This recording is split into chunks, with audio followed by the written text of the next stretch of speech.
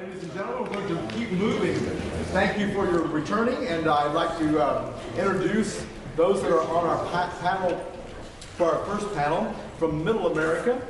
We have Jorge Gazat from Mexico, who is with us, and William Bellin, who is in Costa Rica.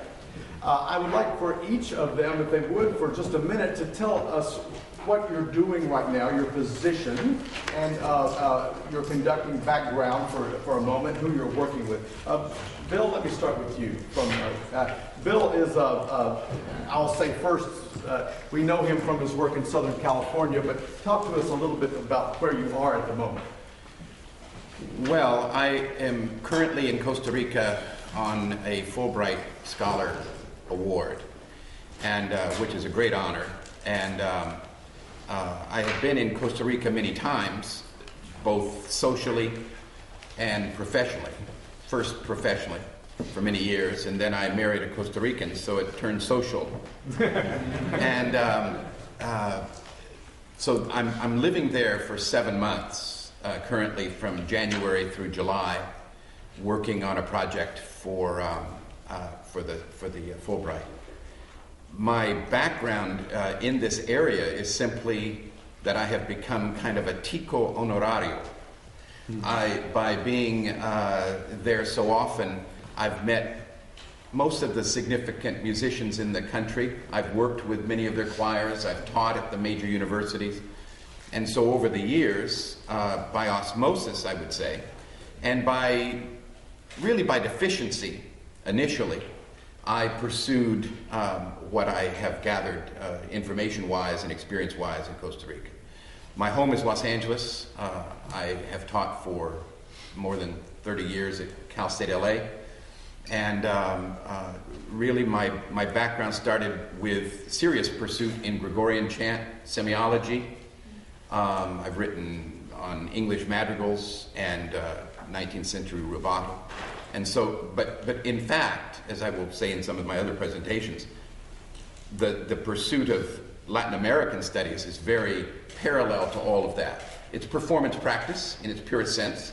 It's gathering of information. It's listening to how people perform the music and trying to then make sense and bring meaning to what those sounds are really within a notation system which is severely limiting. Thank you, Bill. Jorge. Well, first of all, I have to say that I'm really honored to be here and how grateful I am as being representing a country that lately has been have this interest to merge new choral activities. We have had so many difficulties in terms of politics, and I'm not pretty sure what you know about Mexico, but I'm pretty sure that most of you know about border issues, and yeah, I would like to share another picture, a whole picture of what, or a bigger picture of what Mexico is. I'm sure that we can share so many things besides these media topics. And well, I'm really grateful to be here. I am a choral conductor and a composer as well. I was raised in Mexico as a singer in the National School of Music.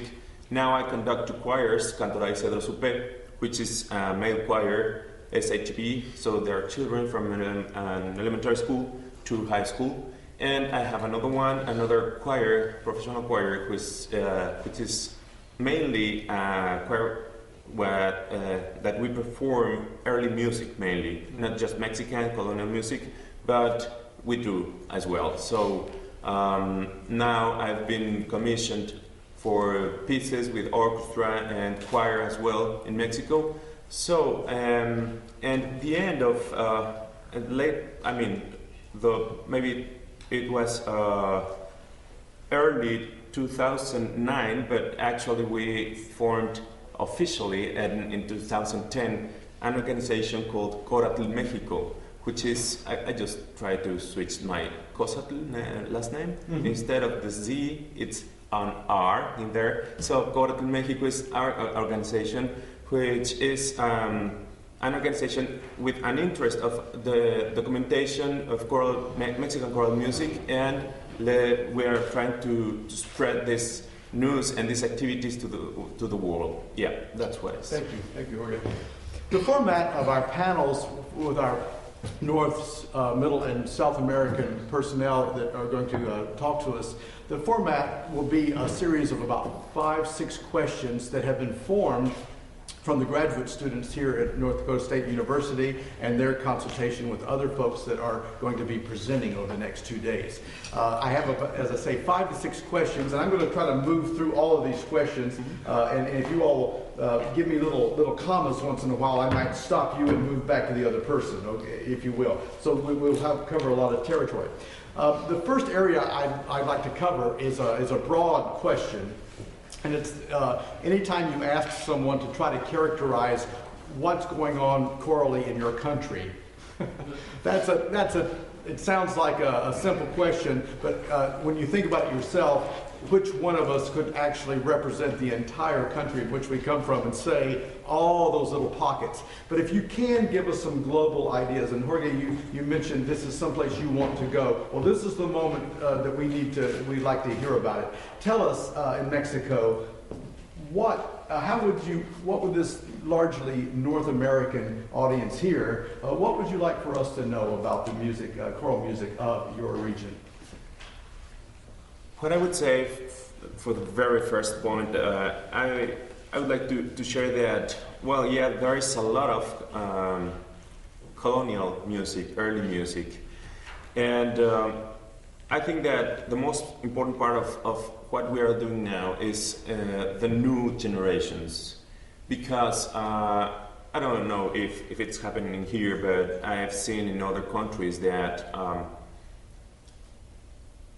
children's choirs and elementary schools, they're having a lot of activities. I've never seen, I have to say that, I've never seen this kind of education, musical education in Mexico. We have a weak system in terms of choir, because Ernesto Cedillo, which was a former president in Mexico, he decided that it was not necessary to study music until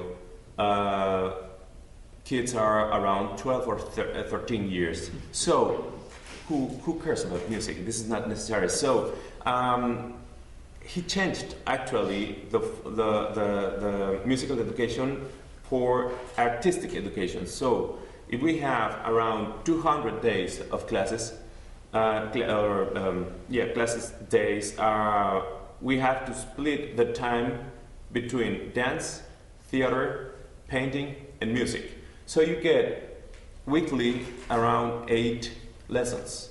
So this is, ridiculous in terms of what you can expect about musical education. So that's why there are a lot of new choirs that they are developing a very interesting activity, and I think that it is a new emerging generation of new composers and new singers who have been doing this activity through these elementary schools, and not really in there, but in these choirs that just emerged for that reason. Are those choirs emerging through the school system or outside? Outside. All of them, most of them.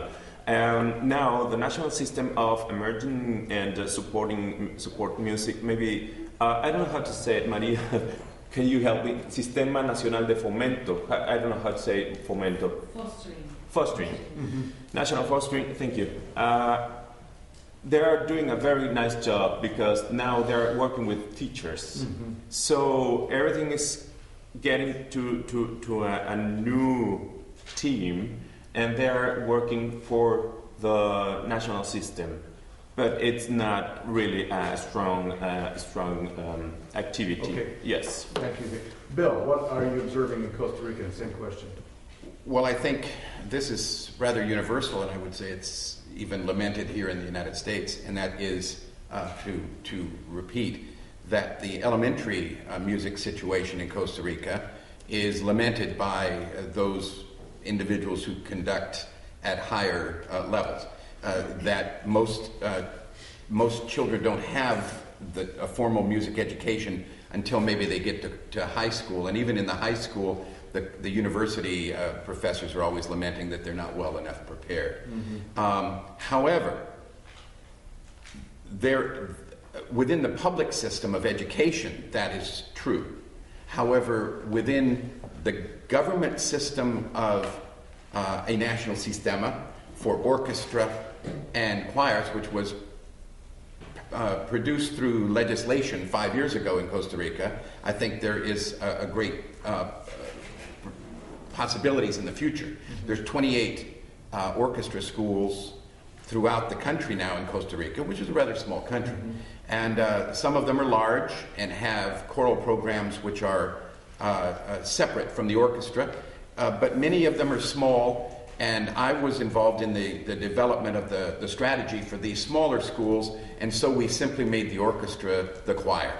So to compete, to not have to generate critical mass in a separate idiom of choral music, we're actually training all of the orchestras with vocal experience to be able to teach things that are not possible to do in the orchestra. Better time to teach audiation, better time to focus on tuning as a factor of audiation. Some of the pedagogical issues that we hope will pay dividends down the road. There's a very strong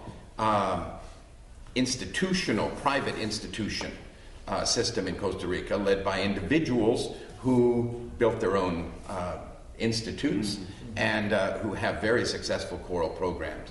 So and at the government level, of course, there's a national choir coupled with the national orchestra, and there's a National Institute of Music which has children's choirs, but some would say that is a bit too elite.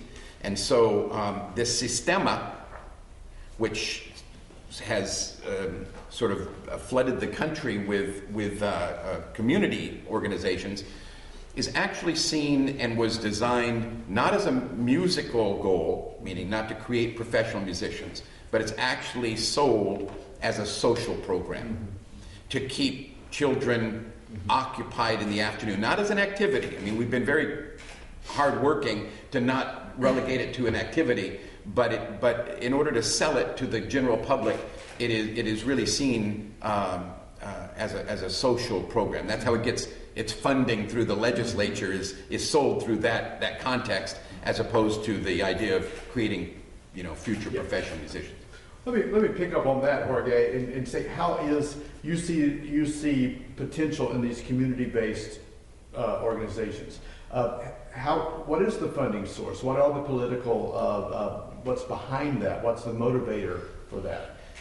And how when people are responding to it, what's motivating? Back to my lecture, what's motivating the families or those that are participating in it? Why are they doing it? Yeah, as you know, we are changing our government, and this is a new party, so everything is changing right now because the last party just emptied everything. Wanted to be sure that everything was done, and now we are dealing with brand new administration, and it's getting harder in terms of to be sponsored by government for activities by the government. But I think right now the private founding and raising is now getting a natural way to do it. Fundraising is getting better and better in Mexico. We're not used to do that at least 10 years ago, and now we're getting used to. So it is getting a new practical way to do it, because since we don't have this kind of support by government, it's the most typical way to do it. We think in Mexico there's a potential way of thinking that government has to do everything. And since we have noticed that it is not happening, so these emerging communities are dealing with this fundraising. So most of them are private, but isolated, I have to say. So we have to be together, and we are dealing with this to make an organization. We would like to have an ACDA, but we don't. So this is going to happen, I hope, soon. And to follow up, who do they look to then for expertise for again, a serious application I hold, if people are going to pursue it, need really well-trained people that are leading it. Who are they looking to for that leadership? Who are the communities? Where do they go? Of course, universities. Of course, the National University. We have the National University is all over around, but there are private universities that also are offering nice system and nice careers, so that they can just try to be supported by the degrees that they have. So this work comes from the institutes and universities mainly. Okay, Yeah. very good. Bill, same question. Yeah. Where's the funding? What are the politics? Yeah, the using, I think Costa Rica has observed the model of the United States in terms of the not-for-profit sector, and the not-for-profit sector distinguishes itself from the public sector or the government sector by one principal characteristic, which is its inexistence to change and enhance people's lives. And so, I mean, that's what the nonprofit does so well, and what it does better than the government sector, which regulates, or the public sector, which sells services. The not-for-profit sector changes people's lives. And so Costa Rica has also adopted that knowledge, that awareness. And choirs function worldwide in three basic divisions: schools, churches, and community. And in Costa Rica, the schools are poor, not in education. Schools are terrific in education. I'll talk about that in another presentation. But churches do not have a big choral culture. Catholic Church, which is the national religion of Costa Rica, formerly the national religion of Costa Rica. And I always give an example that what is unique to me is that religious classes are taught in the public school, because it is a national religion, and every time that there's a political issue, up comes the bishop's face as well as the president's face, sharing the stage, talking about whatever the current issues are in Costa Rica. So that's unique. But the Catholic Church is not a choral culture. It's a cantor culture, or a small group, as we've experienced since Vatican II here in the United States, a small a guitar ensemble, electrified, etc., etc. So it's not a choral culture. So the choral culture resides largely still in the community. And I would just add that, therefore, it's privately funded by the participants. It's not receiving it doesn't receive government funding, largely. And so the real work in that sector is, to go back to your presentation, yes, there is a growing amount, because of demographics, there's a growing opportunity or a growing group of people looking for leisure time. However, there are equally a large number of groups competing for that leisure time participation, right? And the real fact is, because there are so many opportunities for leisure time, people are not really looking for another night out. You know, they're looking for that one night home. And so, you know, if they have an empty night, they're not just dialing up the nearest choral organization. So the choirs the choral organizations have to plug in directly to your list and appeal to the same sentiments, the same desires, the same wants. Even in a community of Costa Rica, they have to attract the singer. And so a lot of the work of building choral culture is indeed attracting people to the activity itself.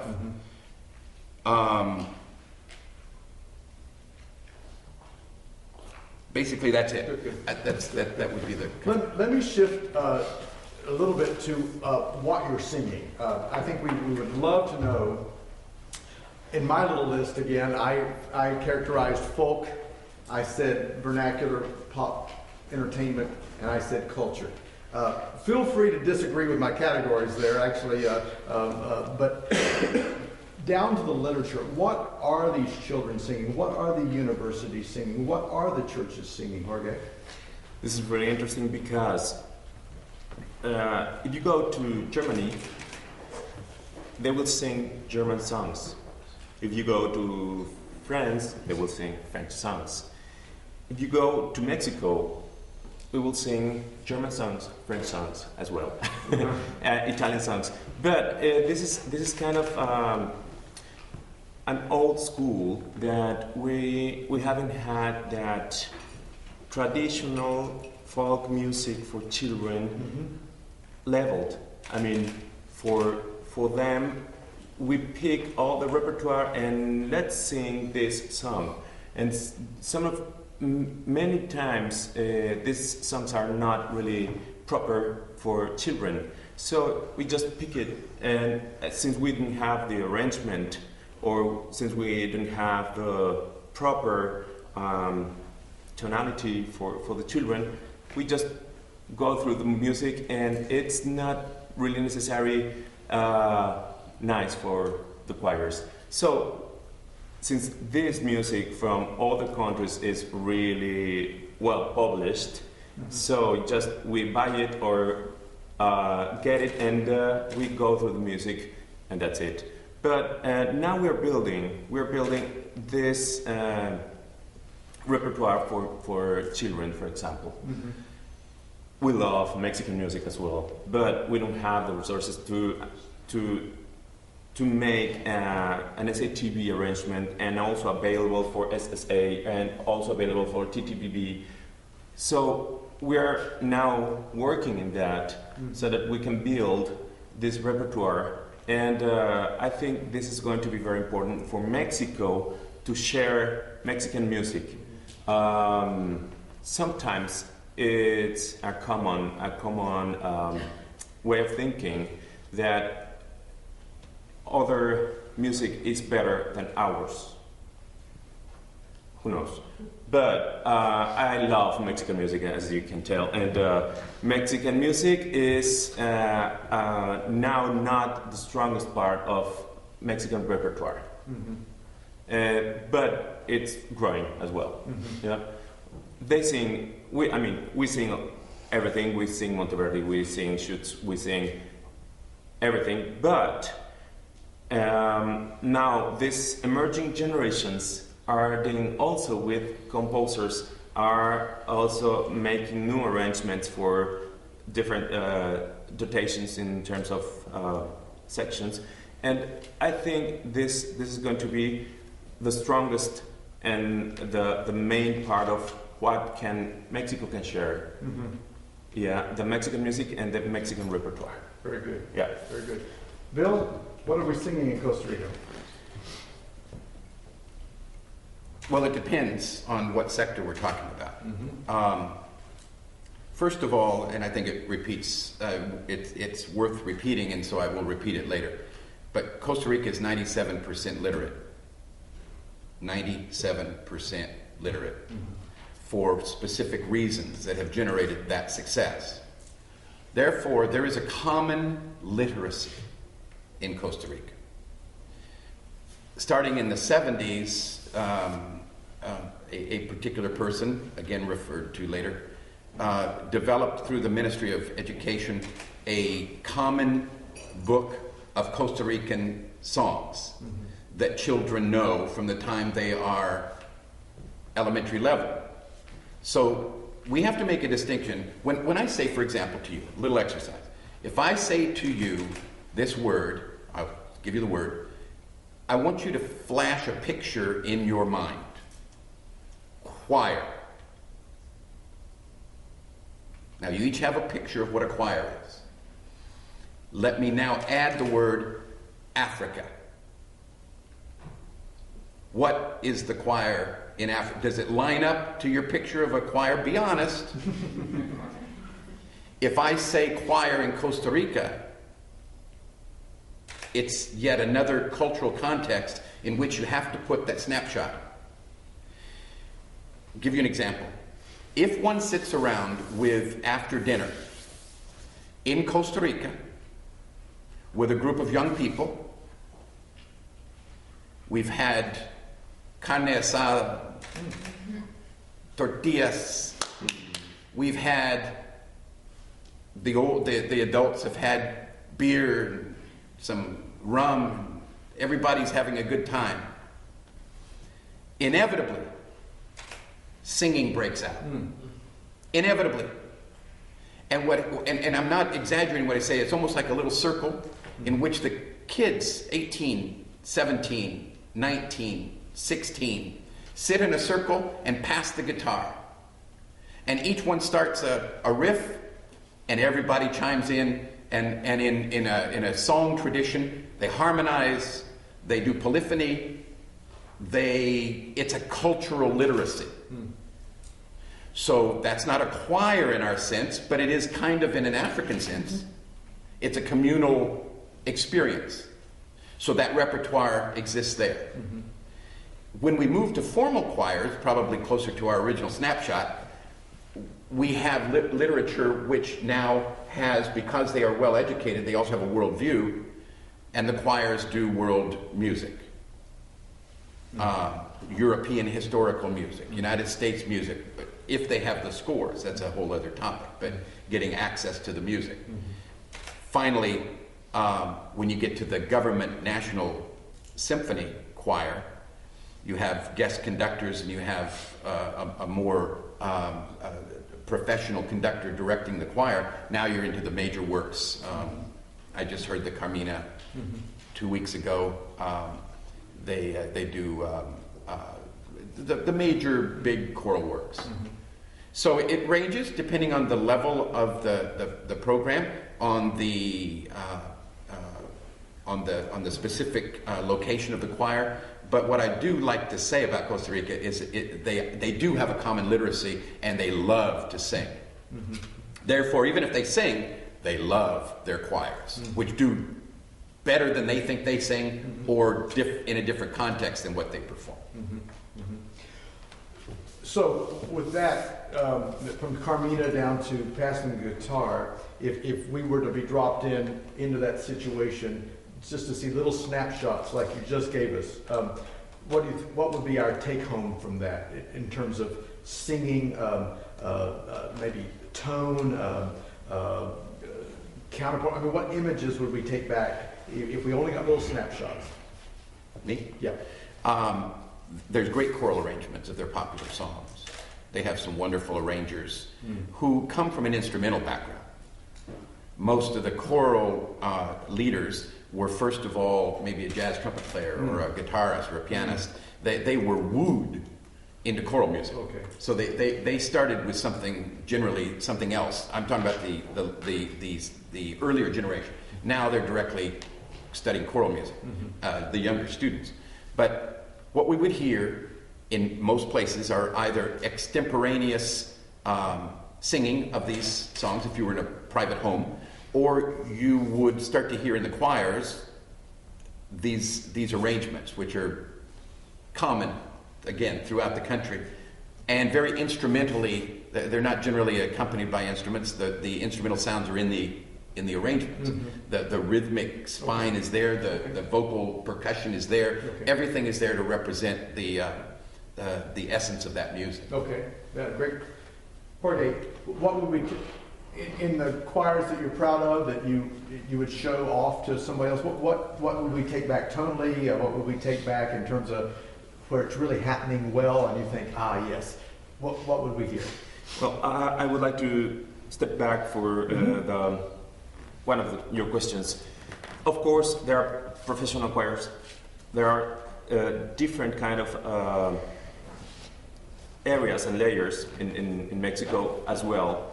And there are just choirs, for example, dedicated to early music mainly, or maybe as you told me yesterday, we were talking about this situation also in Buenos Aires, in Argentina. There are a lot of choirs that they just do folk music, and there are maybe just in Mexico City around 200 choirs, and I think it's growing and growing. But what I would say is that, of course, we have to try to, yes, go through the traditional and folk music, popular music, but also we have still depth to Mexico, because there's a lot of early music in cathedrals. A lot that have not even reedited, or there are also just the facsimiles. Facsimiles. So we have a lot of work to do, and there are beautiful choirs doing this work for us, developing this repertoire. There are a lot of choirs doing traditional music. There are a lot of choirs doing the European repertoire. So I think that we can share a lot. I will make a little commercial. Okay. Let me do it. Since I'm running this organization, I recorded 34 ensembles and choirs in Mexico, and this collection, I brought it with me. So if you're interested, we can just try to talk later in the hall. But this is the documentation that I was talking about. We don't even know it between us, each other. So we are trying to make a team, and I think what I would be proud of is that kind of repertoire. Oh yes, thank you very much. Dr. Weber has it in. Oh, thank you. So this is the collection that I brought, and it has 34 choirs, 2 CDs with children's choirs, one of with university choirs. The 4th one is chamber choirs, and the 5th one is vocal ensembles. Meaning university choirs and chamber choirs are pretty much the same, but university choirs belongs to and universities here. And vocal ensembles is just soloists and small ensembles. So this is the Choral Mexico collection 2012, and you want to get it. Thank you. And no apology necessary. We're here for resources. We're here for literature. So thank you for bringing that. Bill, your commercial, or your... no, really, my question is, where do we go to find... and Bill's going to dig deeper into this. He's going to drill down into Costa Rica here in just a second. But where do we find the literature? Well, some of this literature is published through Gentry publications, through what's the publisher in I always forget, even though I published it, in Houston. Alliance has a couple of pieces that I have edited from Costa Rica. So there are some things available, published. But you know, the national product, which has surpassed bananas and coffee in Costa Rica, now is tourism. And tourism has become a very big business in Costa Rica because of the ecosystems, ecotourism, but also because of the security of the country, etc., and just the beauty of it. It's a place to go and visit. It's reasonable to visit. Plane fares are reasonable, hotels are reasonable, food is very reasonable. It's a great vacation, and that's a great way to hear and immerse oneself in a culture, is to visit. So let me do the advertisement on behalf of the tourist business of Costa Rica, that you would never be disappointed to take a vacation to Costa Rica.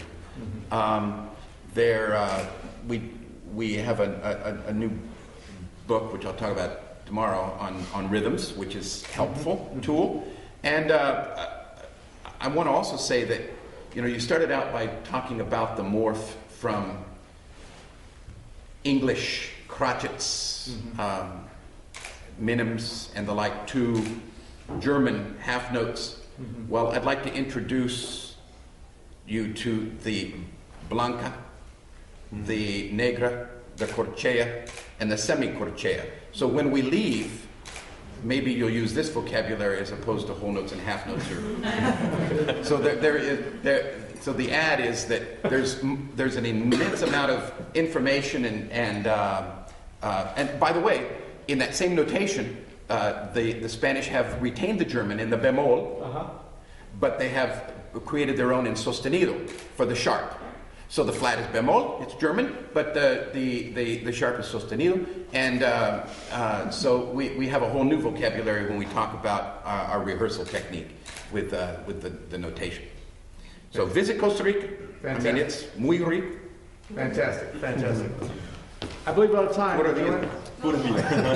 The desire of the panels is to give us a broad view, but I think we've drilled down a little bit. We are going to drill down into each one of these areas. Our next session is with Bill Beelan when we go further into Costa Rica. And Jorge, let me assure you that the number one comment after people leave an American Choral Directors Association National Conference is there's not enough Brahms or Mendelssohn. So don't feel bad about it in Mexico.